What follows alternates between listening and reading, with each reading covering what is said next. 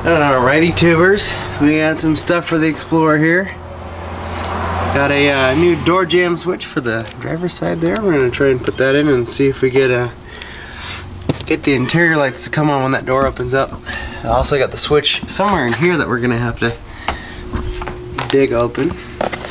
I was going to wait and get the Motocraft one, but I've actually ran the Duralast ignition coil in my 95 once upon a time. And it actually was pretty good. I never had any problems with it. The Motocraft one was quite a bit more than this, but it's going to take them days to get it. And I'm just like, I need to get this one swapped out.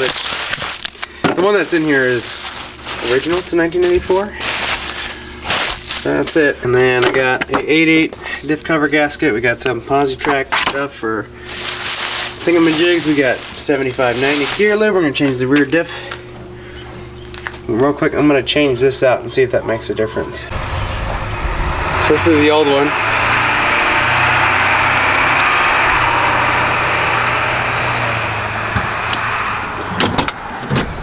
Yep. See, watch. Yep, that was it.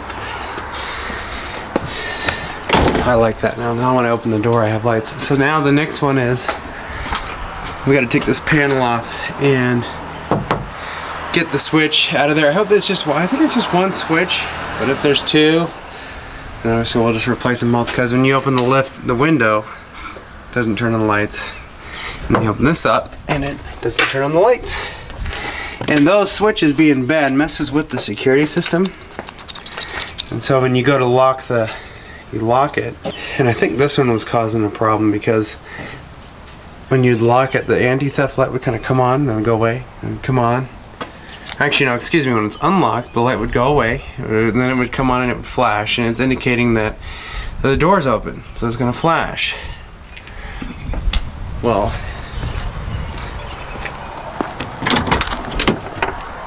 we do it intermittently. So right now, when that flashes, that means it's disarmed, engine's off, and a door's open. Now when that light goes out and you lock it, or when you shut the door and you lock it, it arms the system and that light will stay out completely. Well, it keeps coming back every once in a while, and after a bit, all the lights just start flashing. So, anyways, that's it. I think we'll replace the other one, and I might as well get another switch for the passenger side as well, and maybe a couple more for the truck over there, because that one is having issues on the passenger side now. So it's time for switches. They're old, they get used up pretty good and corroded and what have you. So anyways, I'm glad that fixed that. So a few of you actually suggested it, so I went ahead and got one since I was at AutoZone, and that fixed the problem. So alright, I got my prying antler here, got a bin here. There's should only be about 3-4 quarts in here. Hopefully, yeah, we don't have any accidents. Yeah, these bolts were a little tight. I had to break torque on them. Oh boy. I had to break torque on them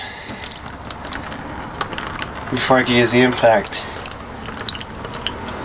I left one bolt up at the top. Wow, that's pretty gross. I took the fill plug out and there's some schmutz on it. Doesn't look too scary. But I'm also noticing that nothing came out of it, so she's a little low. That stinks. It smells like cigarettes. And I don't think anybody's smoking right now. And I just got done driving this, so all this stuff is nice and warm. Oof.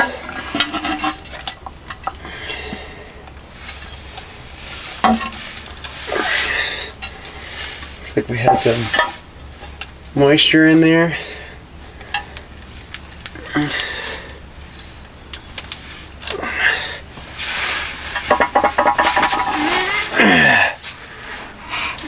That stings. Okay, got all the bolts in, crisscross, what have you. gasket and all. Now I've got a piece of 3/8 hose going through into the fill plug, and the hose is running right there. I'm going to get another piece of hose. I was trying to see if this will actually go over that black hose. And I'll put a funnel and we'll just fill it up. So I'm gonna try this and see if it'll make a seal. Alright, got a limited slip gear oil additive. How much do we gotta put in there? Drain differential while warm, which we did. Add entire contents of tube to differential, fill differential with recommended oil. So it says whole bottle. Yeah, this is for Ford and everybody else. So let's go ahead and dump that in. Let's see if our fill works before I get too carried away. I hope this seals up.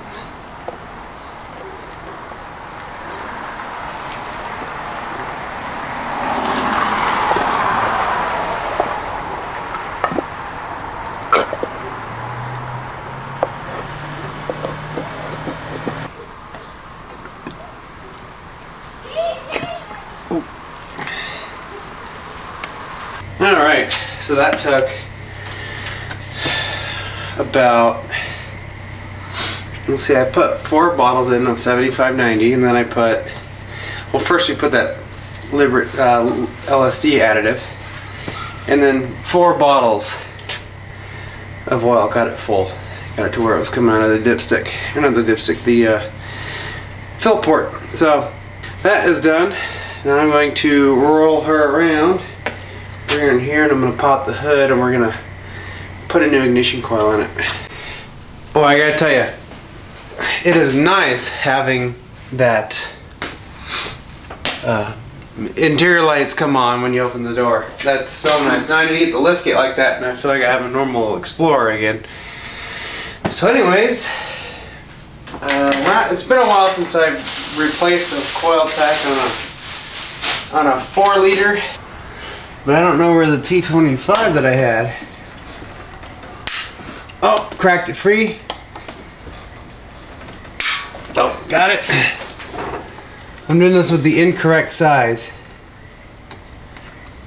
It is nice and warm in here right now. I love it. Got it. Wow. Okay, I got lucky. This is the original coil pack to this Explorer, so I'm hoping that this new one is going to be a little bit nicer. I remember my 95, I put a new coil pack in it, and it actually got it to trip the wheels. It didn't seem like it would do that before.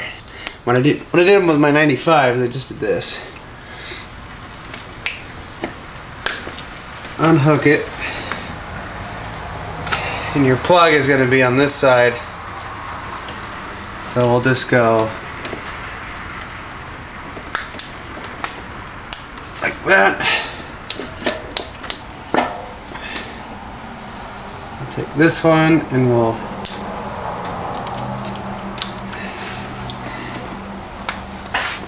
click it on.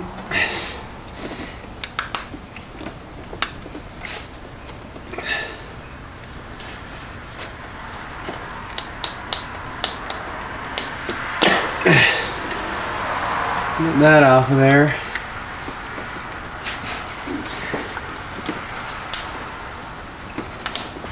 And then you've got your electrical connector here, which literally just pulls off. It's our old one, 24 years old.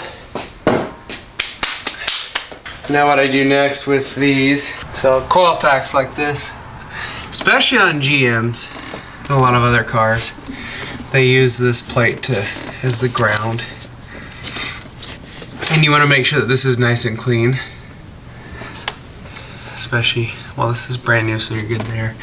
But if you ever get really a bad corrosion here, you'll have a hard start situation. So I'm going to clean that off. I'm actually going to wipe it down. There's a lot of goo and stuff.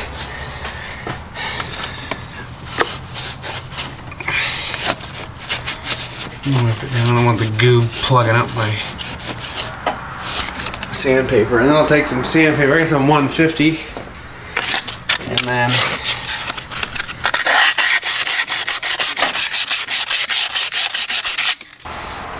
there's actually some wire hold downs here I'm going to utilize. I didn't see those. I'm going to lay this back down here.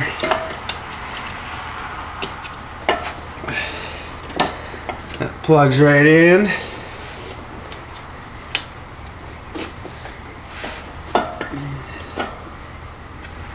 Let's see, we got one there.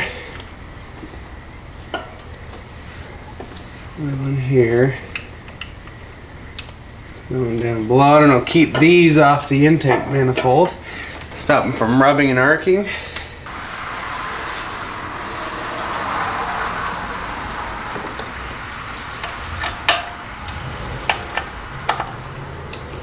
Snug them down. Should be good to go there. And then we can go ahead and take our wire here and plug this guy in. This one can go in like that. Click it on down. These don't have any dielectric grease on it. It probably would not be a bad idea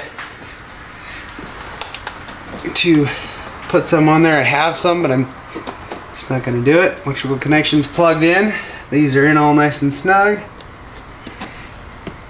So let's fire it up and see how she does.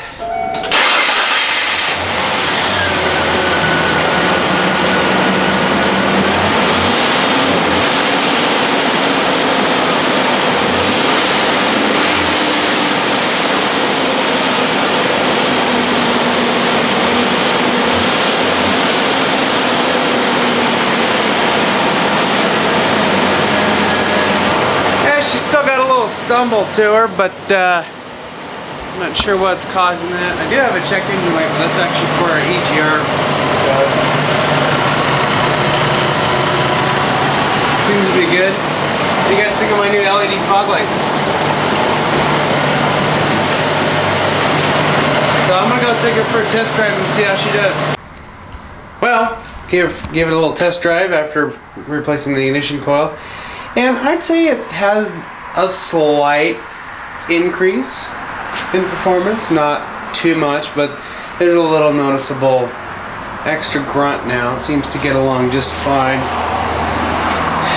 And well, as far as highway driving, I won't know until tomorrow in the morning. How will it react to having fresh gear lube in the differential, and how will it cruise on the highway with a fresh coil pack? Also, after putting that new switch in, I went ahead and locked the car with the key fob. Now, I'm going to test it and see if the lights flash. I'm going to unlock it, open the door. Now, in the manual it says when you open the door, when you have it on, when it's unlocked and the engine's off, that light will flash. You shut the door. When all the doors are shut, that light will go out. And then, that's weird that it honked longer.